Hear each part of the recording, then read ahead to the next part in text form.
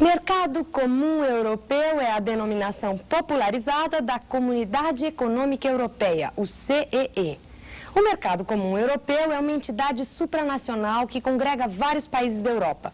Ele surgiu graças à influência do êxito do Plano Marshall e principalmente pela necessidade de superar os limites rígidos dos mercados nacionais. É isso aí, moçada. A Letícia já falou, hoje vamos começar a comentar sobre Mercado Comum Europeu. Inclusive, o Mercado Comum Europeu, que você sabe, vários nomes, né? Você viu, CEE, Comunidade Econômica Europeia. Hoje se fala em UE. Ué, você fala, é mineiro? Não, não é não. É a União Europeia. Na verdade, um processo todo que começa depois da Segunda Guerra Mundial, que a gente vai tentar hoje, né, de forma mais sintética, dar uma analisada, mas vale a pena você estudar, porque é um assunto que vira e mexe cá em vestibular. E é lógico, para falar de mercado comum europeu, vale a pena a gente já dar uma olhada na Europa. A velha Europa, o velho continente, o continente chamado continente peninsular. Por que chama continente peninsular? Porque discute-se muito que não é um continente independente, ele é um bico da Ásia que avança em direção a oeste. Portanto, olha, pode ser considerado uma península, Papau? Gozada, uma península enorme, uma senhora península, mas no fundo né? É um bico de terra que avança para o mar, é península. Então, muita gente chama a Europa de velho continente ou continente peninsular. Vale a pena ver isso aí? Vale. E o computador, nosso velho computador, né? Ele mostra aí, computador, como é que é. Olha, tá bem claro para você ver aqui, ó, é essa parte mais escura da tua tela. Aqui, ó, fica a cadeia dos Montes Urais, tá vendo onde eu estou colocando essa flechinha sem vergonha aqui, ó? Olha, aqui Montes Urais, os Montes Urais separam a Ásia da Europa. Olha que legal. Justamente você tem uma cadeia física separando os dois continentes. Fica bem dentro da Rússia, por isso que a Rússia tem a parte asiática e a parte europeia. É um país bicontinental. Né? A antiga União Soviética, então, com 23 milhões de quilômetros quadrados, era muito maior. Hoje a Rússia tem 17 milhões de quilômetros quadrados, continua sendo o maior país do mundo. Né? Você sabe que logo em seguida vem o Canadá, depois vem quem? A China e depois Brasil. Quer dizer, o Brasil é o quarto quando você não conta que os Estados Unidos têm o quê? O Alasca e o Havaí. Se você contar o Alasca e o Havaí, Estados Unidos passa para a quarta posição e manda o Brasil para os quintos. É isso ou não? É isso mesmo. Então, mas vamos voltar a falar de Europa. Olha, você está vendo a Europa aqui? Muito bem. A Europa com suas penínsulas, que vamos estudar nas próximas aulas. Aqui a península escandinava, aqui a península da Jutlândia, onde tem a Dinamarca. Depois as três penínsulas do sul, a Ibérica, a Itálica e a Balcânica, que a gente vai comentar com certeza logo, logo com você. Agora, vamos falar um pouquinho da história da Europa. Você lembra que a Europa, praticamente arrasada na Segunda Guerra Mundial, né? Quando acaba a guerra em 45, venceram os aliados, Estados Unidos, França, Inglaterra e União Soviética. E aí, o que fazer? Né? Estados Unidos quis reconstruir a Europa num plano fantástico chamado Plano Marshall, como a própria Letícia te falou agora há pouco. O que era o Plano Marshall? Forte investimento norte-americano na Europa para a sua reconstrução. E a Europa começa a se reconstruir, dependente do dinheiro americano e da tecnologia americana. Isso era bom para a Europa? É óbvio que não, está na cara. Tanto é verdade que os Estados Unidos bloqueou o mercado europeu para qualquer outra grande potência que quisesse negociar com eles. Aí a União Soviética foi ficando pé da vida. Mas Komovsky, Amigovsky, você está me roubando Dovsky, meu Mercadovsky. E começa uma guerra entre eles que a gente já comentou, a famosa Guerra Fria. Então, o Plano Marshall implantado logo depois da Segunda Guerra Mundial, reprisando com você, deixa a Europa dependente, econômica e tecnologicamente falando, de quem? Dos Estados Unidos.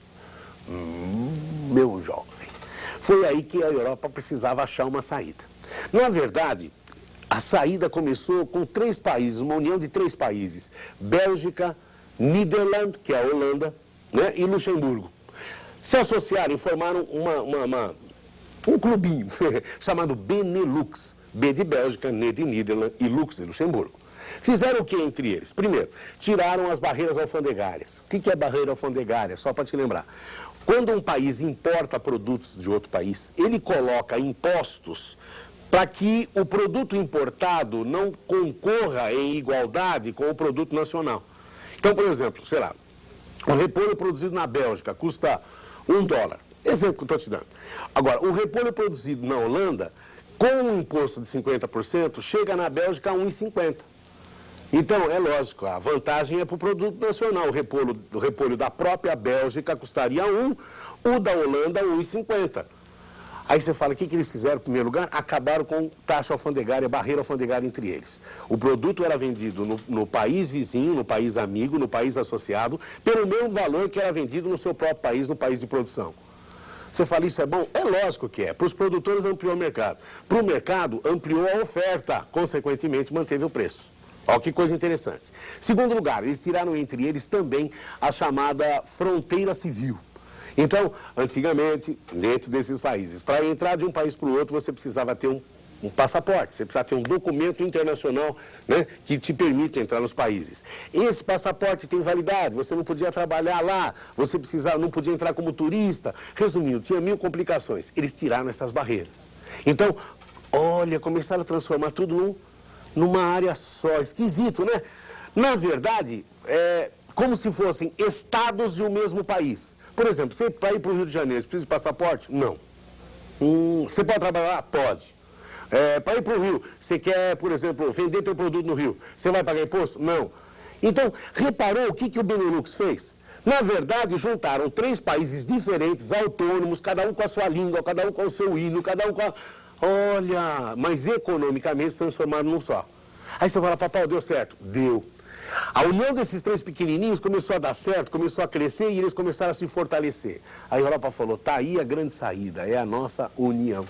Para a gente não depender do Plano Marshall, para a gente não ficar dependente desse processo de Guerra Fria, essa briga entre Estados Unidos e União Soviética para ver quem domina, quem manda produto para a gente, vamos nos unir.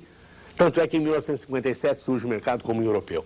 Então, o mercado comum europeu, na verdade, foi uma primeira união de 6 países. Só para você saber, a Alemanha, que ainda era dividida, portanto, era só a Alemanha ocidental, a oriental não entrou. Itália, França e os 3 pequenininhos do Benelux, Bélgica, Nidерлândia e Luxemburgo. O grupo dos 6. Depois, em 73, entra o Reino Unido, entra a Dinamarca e entra a Irlanda. Formou o grupo dos 9. Depois entrou a Grécia. Depois entrou Portugal, entraram Portugal e Espanha, formando o grupo dos 12.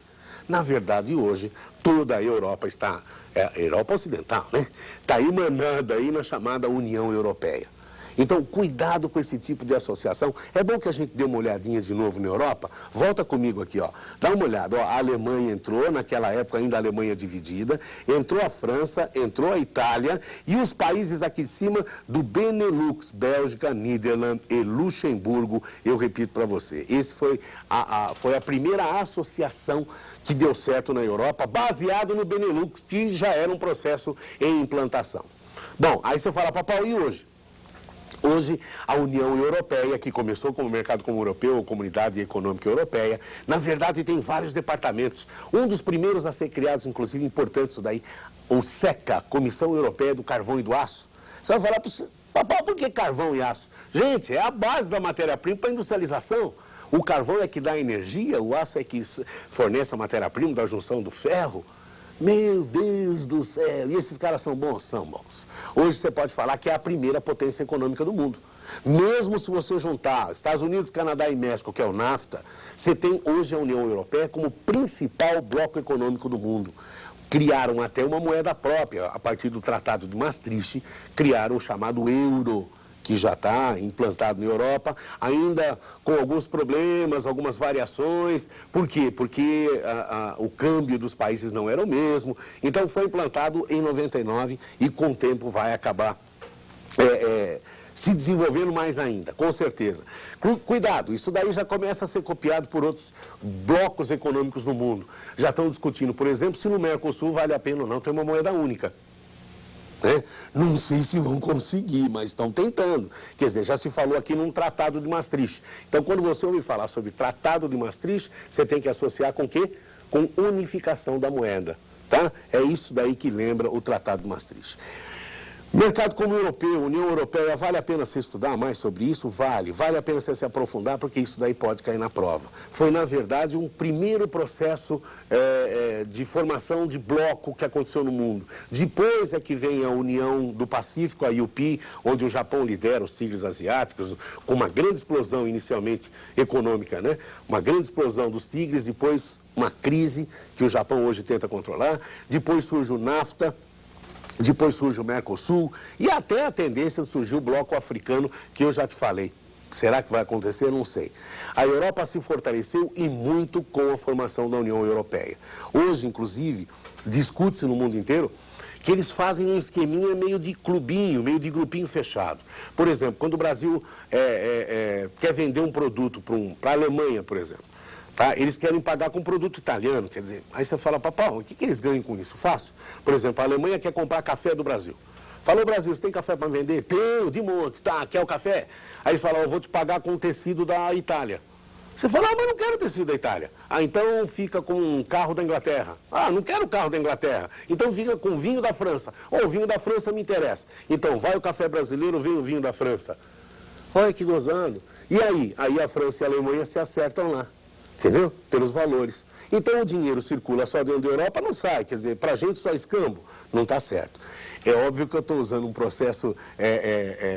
Estou só exemplificando para você, não é bem assim, né? Mas só para você entender o que faz a união deles. Acaba prejudicando um pouco o desenvolvimento de outros países, outros blocos econômicos. E isso está sendo amplamente discutido.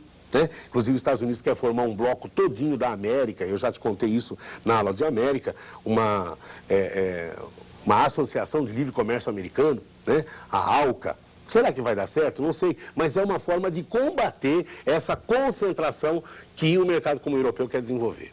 Até aí, vamos ver se vai dar certo, se não vai, mas eu repito, é o tipo de assunto que você tem que se aprofundar.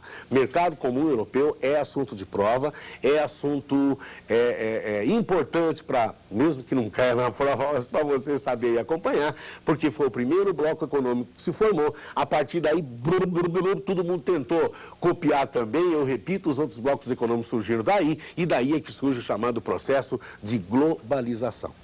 Tá? Espero que você tenha entendido a Europa e cuidado, nas próximas aulas a gente vai dividir a Europa pelas suas penínsulas, as duas do norte, as três do sul, vamos falar de Europa Central e vamos cair até no leste europeu, que você sabe, né?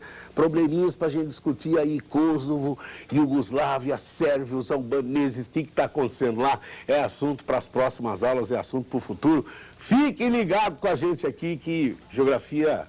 geral, você sabe disso, não é uma forma de viajar pelo mundo sem pagar passagem e sem tirar passaporte. No fundo, é um mercado comum europeu. Tchau, gente.